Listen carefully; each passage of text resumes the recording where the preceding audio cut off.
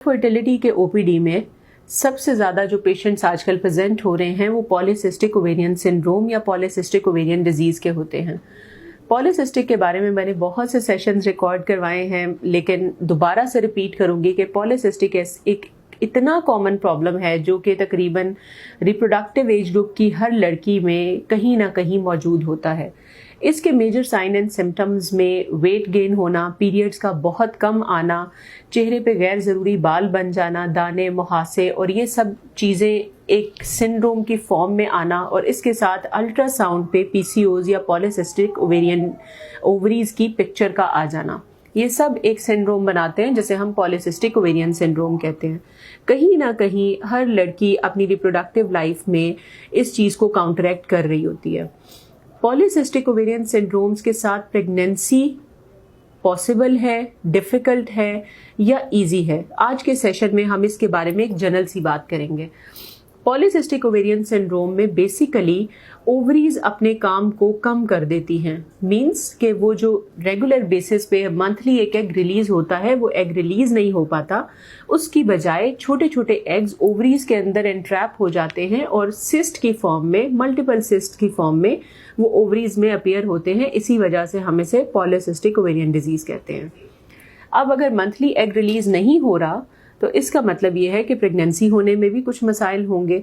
तो इन चीज़ों को काउंटरैक्ट करने के लिए पेशेंट को स्पेसिफिक मेडिकेशंस दी जाती हैं, कुछ खास दवाइयाँ हैं जो पीरियड के दिनों में दी जाती हैं, और जब एग डेवलप हो रहा होता है तो उन दिनों में कुछ इंजेक्शंस लगवाए जाते हैं जिसकी वजह से एग फॉर्मेशन प्रॉपर हो जाती है और प्रेगनेंसी का इम्कान बहुत बढ़ जाता है।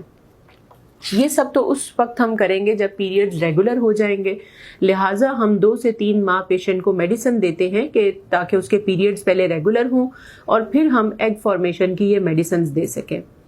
लेकिन जो आज का एक मेजर मैसेज है वो ये है कि पॉलीसिस्टिक ओवेरियन सिंड्रोम के साथ प्रेगनेंसी पॉसिबल और सक्सेसफुल सिर्फ और सिर्फ लाइफस्टाइल चेंजेस के साथ ही मुमकिन है।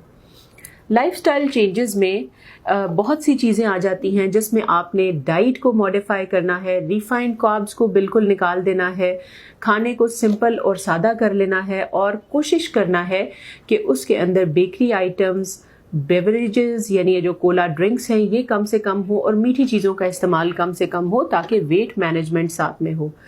कुछ पेशेंट्स जो पीसीओज के साथ होते हैं वो नॉर्मल वेट के होते हैं, उनका बॉडी मास इंडेक्स नॉर्मल की रेंज पे फॉल कर रहा होता है। वो कहते हैं कि डॉक्टर साहिबा हम लाइफस्टाइल में अब क्या चेंजेस लाएं, तो उन्होंने जस्ट अपनी जो डाइट है उसको हेल्दी डाइट की तरफ ले आना है और साथ में एक्सरसाइज करनी है। एक्सरसाइज क्यों ज़रूरी है? बिकॉज एक्सरसाइज आपके बहुत से जो मेटाबॉलिक प्रॉब्लम्स चल रहे होते हैं उनको सॉर्ट आउट करती है। इवन ये चीज़ स्टडीज़ में नोटिस की गई है कि हेल्दी लाइफस्टाइल अडॉप्ट करने से 30% प्रेगनेंसी रेट्स बढ़ जाते हैं।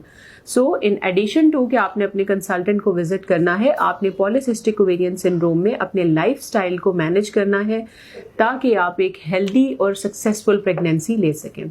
आई होप कि पॉलीसिस्टिक ओवेरियन सिंड्रोम्स और प्रेगनेंसी के बारे में आपके बहुत से क्वेश्चंस के आंसर आपको मिल चुके होंगे।